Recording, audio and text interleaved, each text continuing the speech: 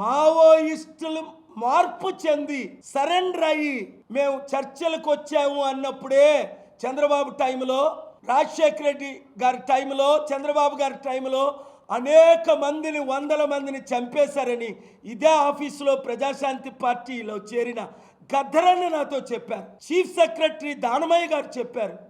Professor Kodandaram గారు చెప్పారు. Justice Chandrakumar గారు రిటైర్డ్ జడ్జి నిన్న కాక మొన్న సాటర్డే 24ని చెప్పారు.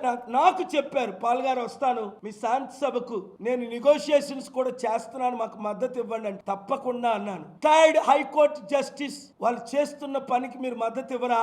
చంపేయడమేనా? అంటే మీకు చంపడం తప్ప రక్షించడం రాదా? కాపాడడం రాదా? ప్రాణం పోయడం రాదా?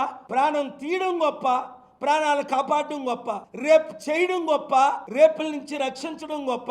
తెనాలిలో ఘోరమైన చిత్రం జరిగింది, చూసి షాక్ అవుతున్నాను. ఆ పోలీసులు ముగ్గురిని డీజీపీ సస్పెండ్ చేశారా లేదా? డీజీపీకి తెలుగు వచ్చా? అక్కడ వచ్చా? ఆంధ్రప్రదేశ్ డీజీపీకి తెలుగు వచ్చా?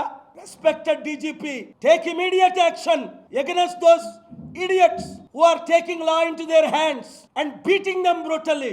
Which law says that you can beat? Which section says that you can beat? No matter what. You are saying they were ready to use their knives, but in the video I am not seeing that. Are they fabricating? That's a crime. Take action. Suspend those 3 officers, constables and officers. Arrest those guys. Take them to the court. Otherwise, why any more lawyers? 20 lakh lawyers in India. Almost 1.5-2 lakh lawyers in Andhra, Telangana. Why lawyers? Why courts? Why judges? Let us shut it down. Only open police stations in every street corner or mafia centers.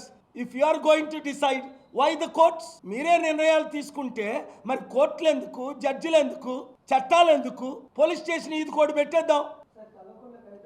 పాలన రావాలి, పాలన మారాలి. వీళ్ళు ఒక్కొక్కరికి ఎలాంటి పాలన ఉంటుందో మీకు అర్థమైపోయింది కదా. ప్రతి ఒక్కడు 100 మందిని చేర్చండి, 1000 మందిని చేర్చండి, 1,00,000 మందిని చేర్చండి. మీ వాయిస్ని వినిపించండి, సత్యాన్ని ప్రకటించండి.